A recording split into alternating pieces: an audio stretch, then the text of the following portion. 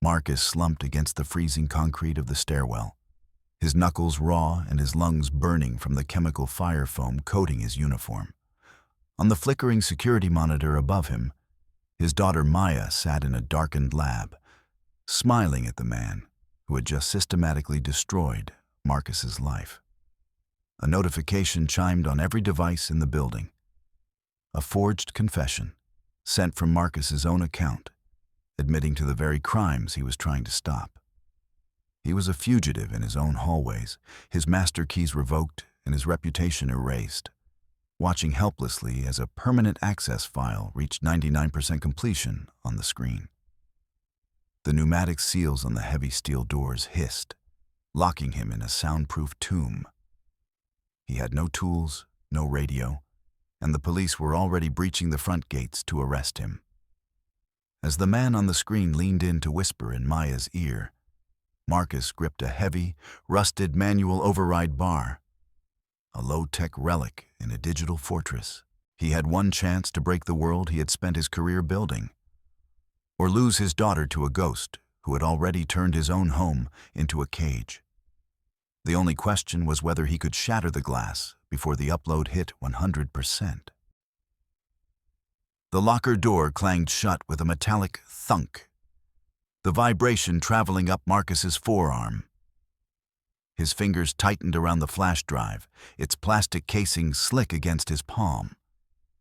The hallway smelled of floor polish and stale coffee, the fluorescent lights buzzing overhead like a swarm of trapped insects.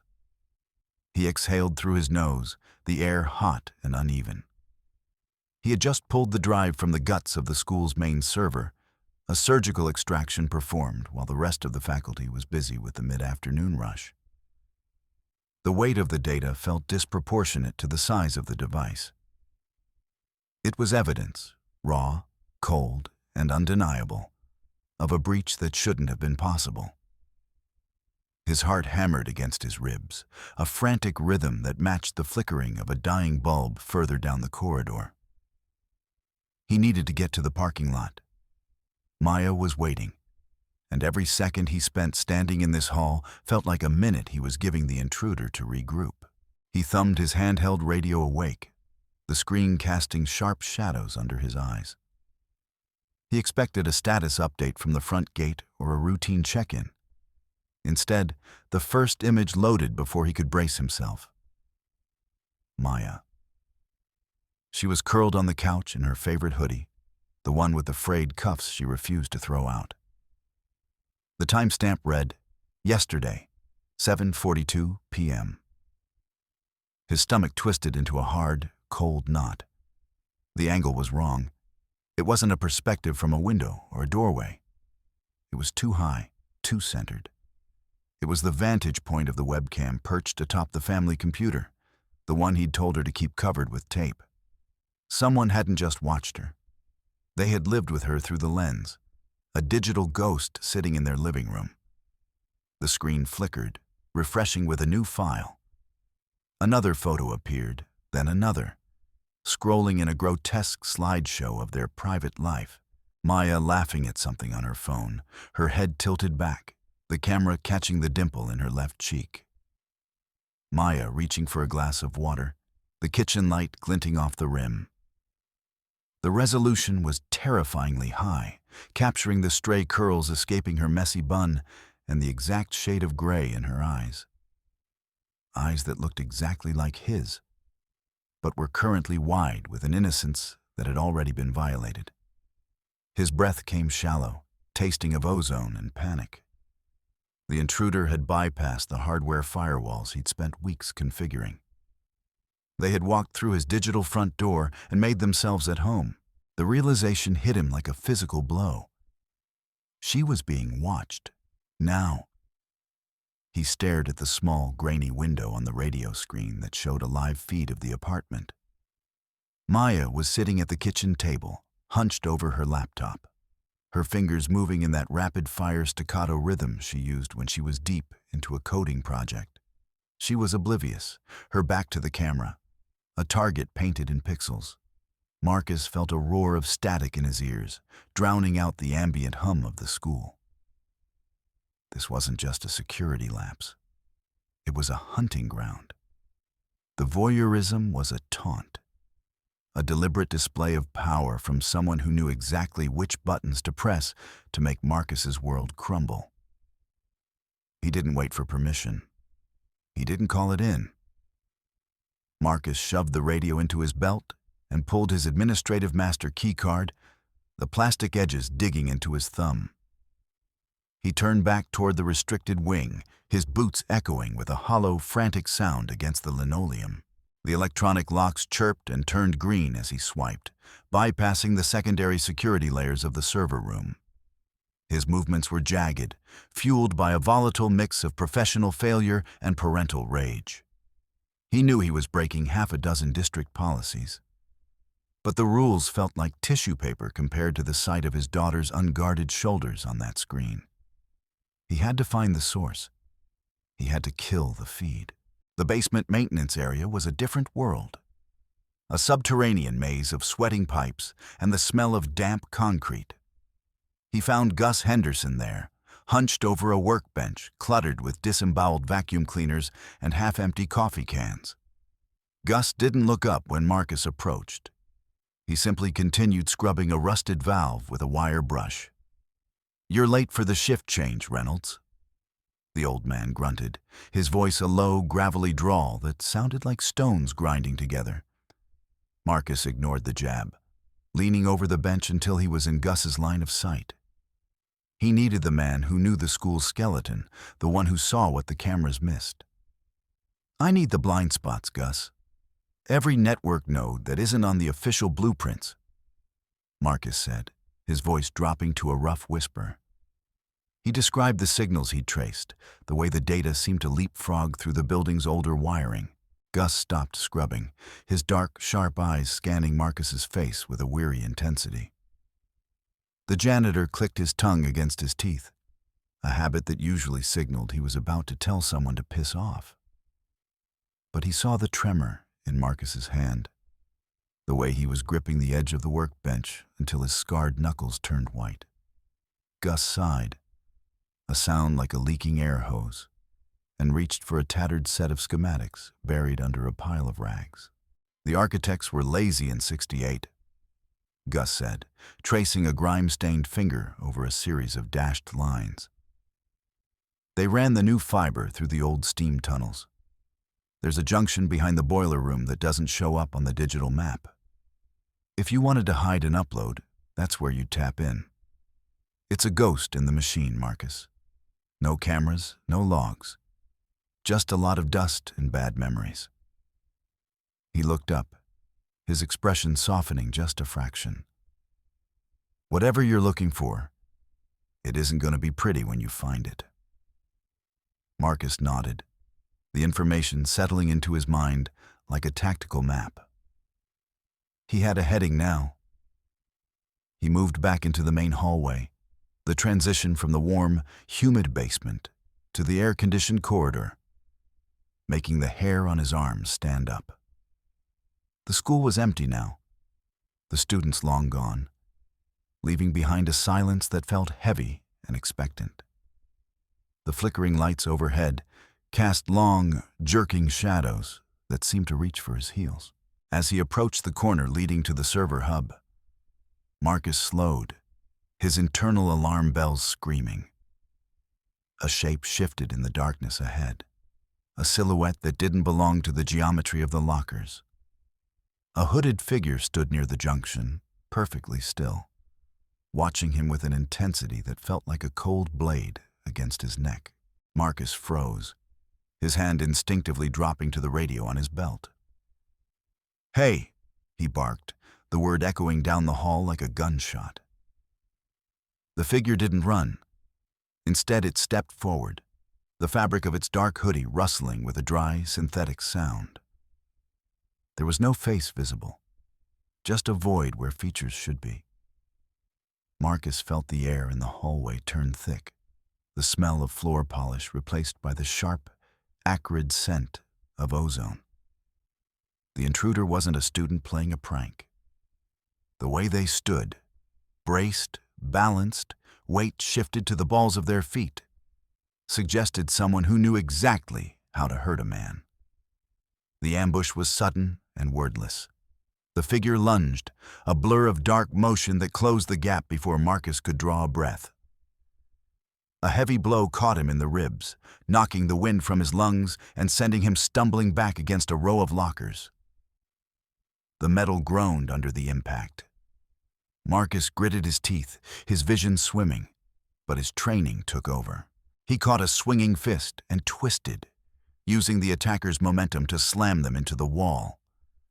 They grappled in the narrow space, the sounds of their struggle. The scuff of boots, the wet thud of punches, the ragged gasps for air. The only things breaking the oppressive quiet of the wing. The assailant was fast, reaching for the pocket where Marcus had stashed the flash drive. Marcus felt a surge of cold fury. He reached out, his fingers finding the attacker's wrist, and executed a sharp, tactical disarming maneuver. He twisted the arm upward while driving his palm into the elbow joint. There was a sickening pop, and the figure let out a muffled cry of pain, reeling backward. Marcus didn't let up, stepping into the space and delivering a targeted strike to the solar plexus. The hooded figure slumped, their breath hitching as they lost their balance, sliding down the wall into the deep shadows of the alcove. For a second, Marcus thought he had them. He reached down to pull back the hood, his fingers inches from the fabric, when the attackers suddenly surged upward with a desperate, frantic strength.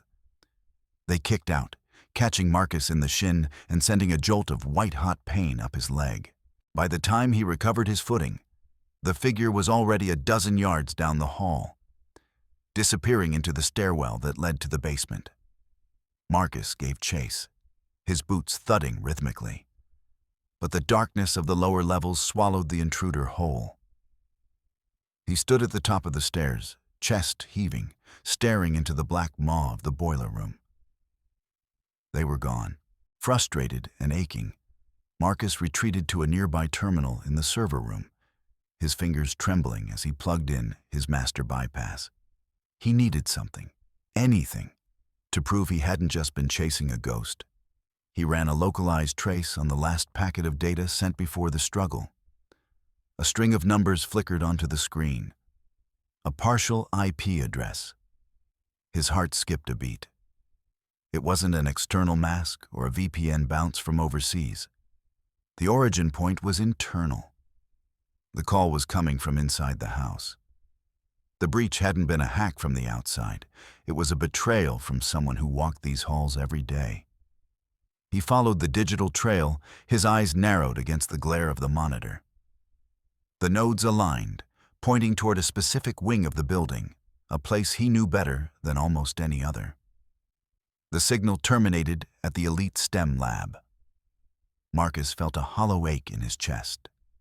He had been the one to lobby the board for the security grants that built that lab. He had personally vetted the equipment, installed the servers, and hand-picked the students who were allowed after-hours access. He stood in the darkened doorway of the lab now, the blue standby lights of the high-end workstations glowing like the eyes of predators. The enemy wasn't a stranger. It was his own legacy. The silence of the lab was interrupted by the shrill, piercing ring of his cell phone. He snatched it from his pocket, seeing Maya's name on the caller ID. "Maya, I'm almost done. I'll be right there," he started, but her voice cut him off, high and thin with a sharp edge of panic. "Dad, something's wrong with the door," she said, her breath coming in short, jagged gasps. "I tried to go out to the car, but the locks, they just clicked. I can't get them to open. And the windows, the security shutters are down. Dad, I'm trapped." Marcus felt the floor drop away beneath him. The smart locks. He'd installed them for her safety, a digital fortress to keep the world out. But now they had been turned into the bars of a cage. "Listen to me, Maya," he said, his voice dropping an octave, forced into a calm he didn't feel. "Stay away from the windows. Go to the kitchen and grab the heavy flashlight. I'm coming home. I'm coming right now." He hung up, his jaw aching from how hard he was clenching it. The intruder wasn't just watching anymore. They were touching his life, reaching across the city to put their hands around his daughter's throat. He turned back to the lab computer, his fingers flying across the keys. He needed to override the home system, but a bright red banner splashed across the screen, blocking his access. System update in progress. Estimated time remaining. 03:42:11. The midnight update. It was a standard protocol designed to flush the temporary caches and refresh the security logs. But in this context, it was a death sentence for his investigation. Once that timer hit 0, every scrap of evidence, every trace of the IP address, and every log of who had accessed the home system would be scrubbed clean. He had less than 4 hours to find the man behind the curtain before he became invisible forever. Marcus sprinted toward the IT department, his boots skidding on the polished floors. He burst through the double doors, startling a young technician who was nursing a cup of lukewarm tea. "I need the administrative override for the primary server," Marcus barked, not bothering with pleasantries. "Now, we have a level 1 breach." The technician looked at him with a mix of confusion and pity. "Mr. Reynolds, I can't do that. Your credentials were flagged 10 minutes ago. System says your access is revoked pending an internal review." Marcus felt a cold sweat break out across his neck. "Revoked? By who?" "The head of IT," the tech said, shrinking back as Marcus leaned over the desk. "They said there was an unauthorized data extraction from the server room. They think you're the one who did it." The irony was a bitter pill to swallow. The very evidence he'd collected was being used to paint him as the villain. Before he could argue, the heavy doors at the end of the hall swung open. The head of IT, a man named Miller, who had always resented Marcus's autonomy, walked in flanked by 2 uniformed security guards. "Marcus, that's enough," Miller said, his voice dripping with a performative authority. "You're a security threat to this institution. Hand over your badge and leave the premises immediately. If you resist, these gentlemen will be forced to escort you out." Marcus looked at the guards, then back at Miller. He could see the smug satisfaction in the other man's eyes. He was being systematically marginalized, cut off from the tools he needed to save his daughter. He didn't hand over the badge. Instead, he took a step back, his eyes scanning the room for an exit. "You don't know what you're doing, Miller. You're letting him win. Out, now," Miller repeated. Marcus turned and walked toward the exit, his mind racing. He didn't leave the building. He just doubled back through the gym, using a side door Gus had mentioned earlier. He had to get back into the STEM lab. There had to be a hardware-level connection, something physical that the software update couldn't touch. He moved like a shadow, hugging the walls and avoiding the sweep of the overhead cameras. He reached the lab and slipped inside, the air smelling of ozone and expensive plastic. He crawled under the main server rack, his fingers searching for the master bus. Suddenly, a mechanical whir filled the room. Above him, a heavy equipment rack, loaded with hundreds of pounds of servers and cooling units, began to tilt. The hydraulic seals hissed, remotely triggered by someone watching through the lab's own internal feed. Marcus didn't think. He threw himself sideways, his shoulder hitting the floor hard just as the rack came crashing down. The impact was deafening, a roar of twisting metal and shattering glass that sent a cloud of dust into the air. He lay there for a second, his heart hammering against his ribs, staring at the spot where his head had been moments before. The attacker wasn't just trying to stop him anymore. They were trying to kill him. He scrambled to his feet, but the door behind him burst open. A security contractor, a man Marcus recognized from the night shift, stepped in with a flashlight and a baton. "Reynolds, stay where you are," the man shouted, his voice tight with nerves. He wasn't one of Miller's cronies. He was just a guy doing his job, misled into thinking Marcus was a rogue element. Marcus didn't want to hurt him, but he couldn't afford to be caught. He reached out and grabbed a fire extinguisher from the wall bracket. With a sharp twist, he pulled the pin and squeezed the handle. A thick, blinding cloud of white chemical powder erupted, filling the small room in seconds. The contractor coughed, his flashlight beam dancing uselessly through the fog. Marcus used the screen to move, staying low to the ground where the air was clearer.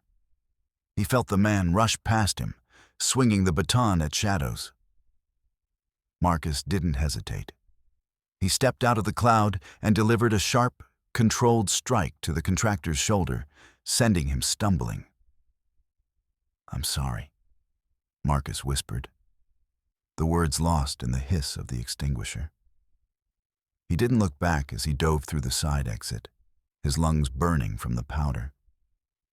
He was in a restricted hallway now, a service corridor that led toward the back of the building. He needed a workstation. He needed to know who was pulling the strings. He found a lone terminal in a small prep room, its screen glowing with a soft, amber light. He bypassed the login screen using a hardware exploit he'd kept in his back pocket for emergencies. He navigated to a hidden local folder, one that didn't sync with the main server. His breath hitched as he opened the file. There, at the bottom of the manifest, was a digital signature he knew by heart. Installation authorized by Liam Vance. Marcus stared at the name, the letters blurring before his eyes. Liam, his star pupil. The kid he'd mentored, the one he'd given the keys to the kingdom because he saw a younger version of himself in the boy's brilliance. It wasn't a glitch or a foreign hack. It was a deliberate, calculated betrayal. He opened another subfolder and felt his blood turn to ice. Liam was currently logged into Maya's personal cloud account.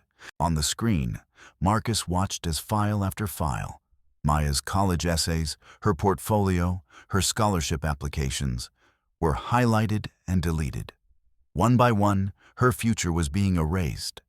A systematic destruction of everything she'd worked for. The cruelty of it was breathtaking. Liam wasn't just watching. He was gaslighting her, stripping away her identity and her dreams from a distance. Marcus felt a cold, hard resolve settle over him. He wasn't going to wait for the police. He wasn't going to wait for Miller. He began gathering spare cables from the prep table, looping them over his shoulder. He grabbed a handheld signal jammer from the shelf, a prototype they'd been testing for the security wing. He was going to create a trap. He was going to cut Liam off from the network and force him into the light. He was going to bring the digital ghost into the physical world. And then he was going to end this. But as he prepared to leave the room, the monitor flickered again. A new window popped up. A police report, already filed and stamped with a digital signature. It was a forged data breach report, naming Marcus Reynolds as the primary suspect in a domestic cyber-terrorism plot. The evidence was all there. The extracted files, the bypassed locks, the physical assault on the contractor. Liam had framed him perfectly.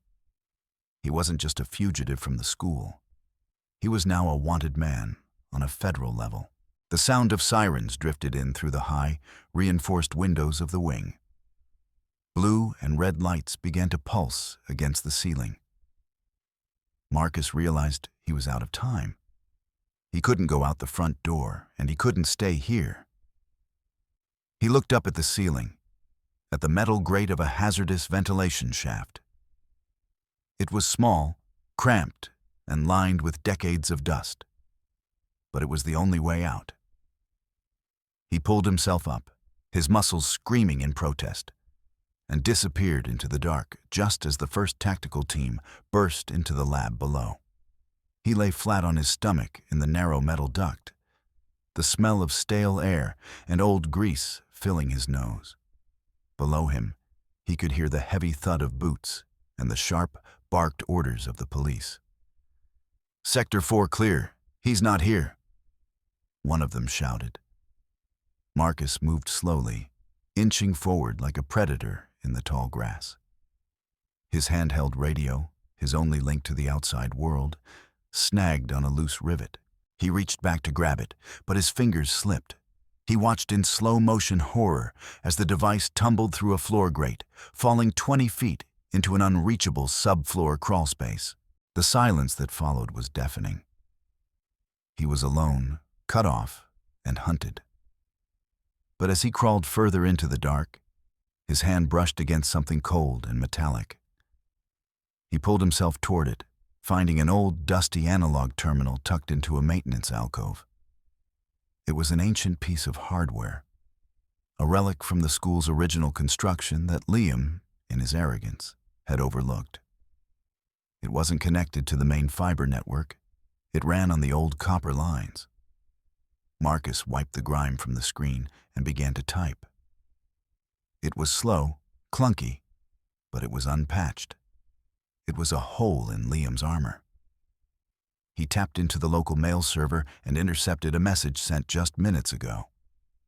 It was a fake scholarship notification, sent from a spoofed university address to Maya's phone. Urgent. Final interview for the presidential scholarship. 11:30 p.m. Room 302, computer lab. Marcus felt a jolt of pure electricity. Room 302 was on the other side of the building, a darkened, isolated wing that was currently under lockdown. Liam was luring her there. He was moving her from the digital cage of the apartment to a physical one in the school. Marcus didn't think about the police or the forged reports. He began a frantic race through the labyrinthine maintenance tunnels, his body a blur of motion in the cramped spaces.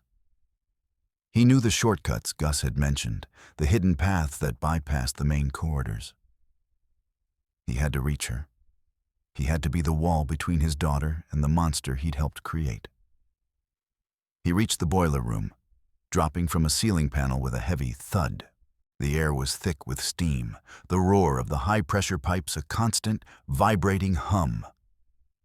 He stood up, wiping the sweat from his eyes, and saw a figure standing on the metal catwalk above. Liam Vance didn't look like a monster. He looked like a student, his blonde hair artfully tousled, a practiced smile playing on his lips. "You're late, Marcus," Liam said, his voice smooth and measured, carrying over the hiss of the valves. "But then again, you always were. Just ask Maya." The taunt hit Marcus harder than any punch.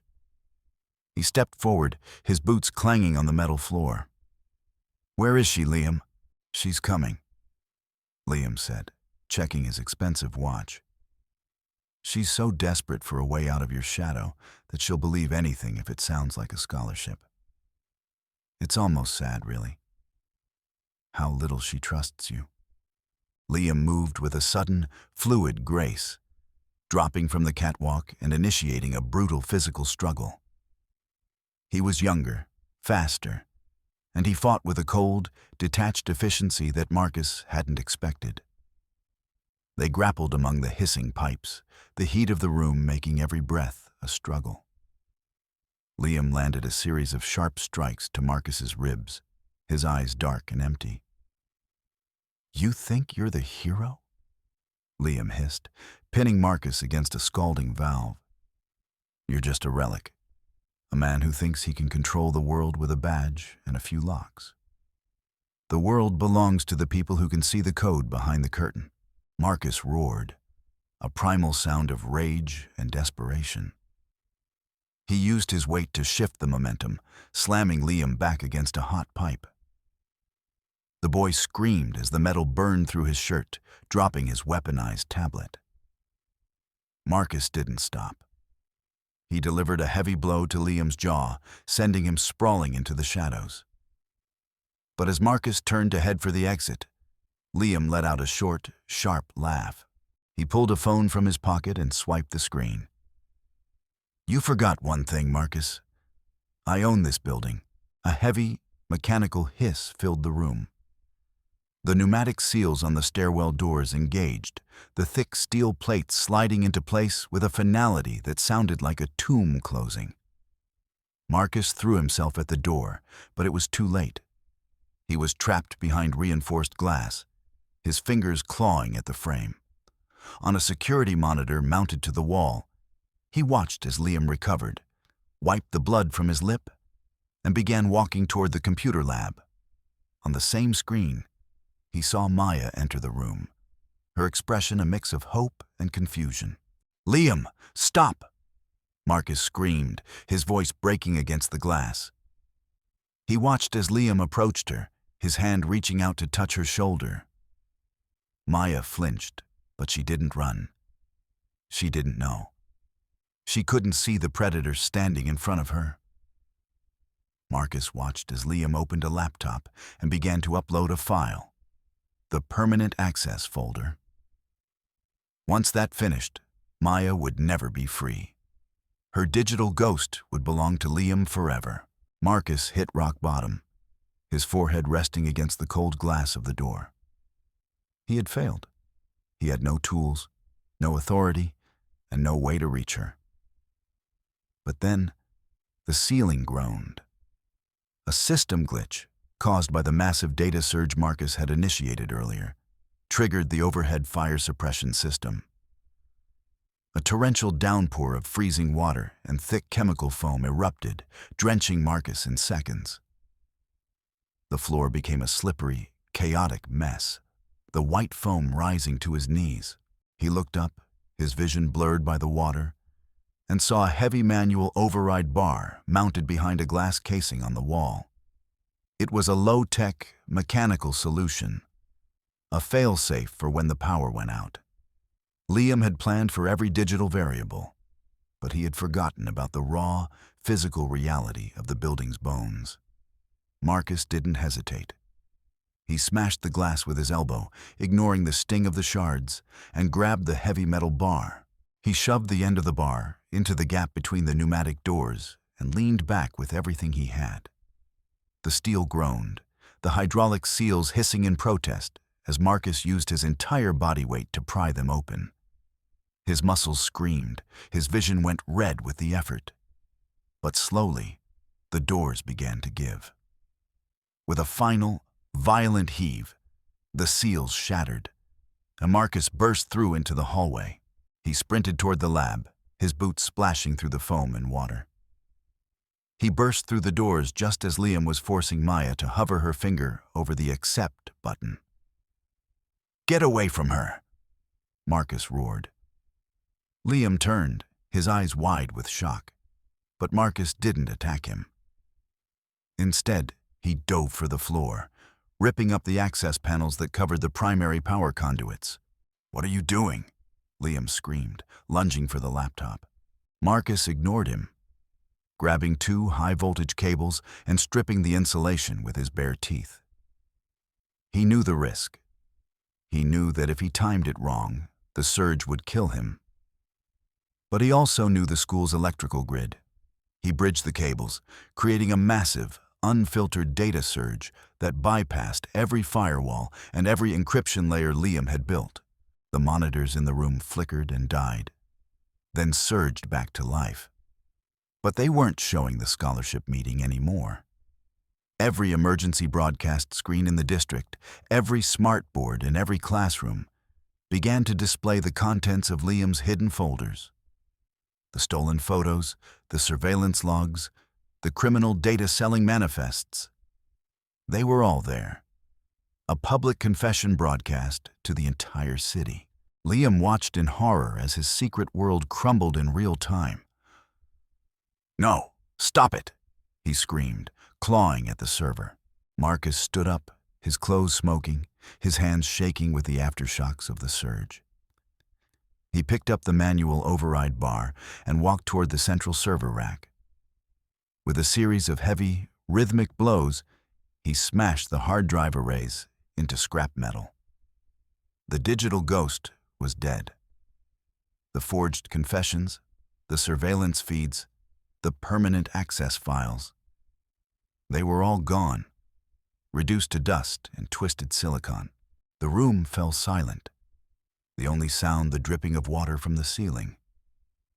Maya stood by the window, her face pale, staring at her father like she was seeing him for the first time. The doors burst open, and a dozen police officers rushed in, their weapons drawn. But they didn't look at Marcus.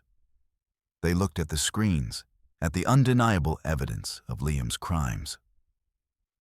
They moved past Marcus and tackled Liam to the ground, the boy's screams echoing down the hall. Hours later, the sun began to rise over the Chicago skyline, casting a soft, golden light over the city. Marcus and Maya sat together on their front porch, the air cool and crisp. Their smartphones were inside, left on the kitchen table with the screens turned off.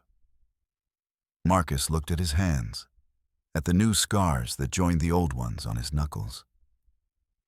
He felt a sense of peace he hadn't known in years. "Dad?" Maya said, her voice quiet. "Yeah, baby?" "Thank you." Marcus reached out and took her hand, his fingers closing around hers. There were no cameras here, no servers, no code, just the two of them, sitting in the quiet of the morning. They were finally safe. Not because of the locks or the firewalls, but because they were finally present. They were finally offline.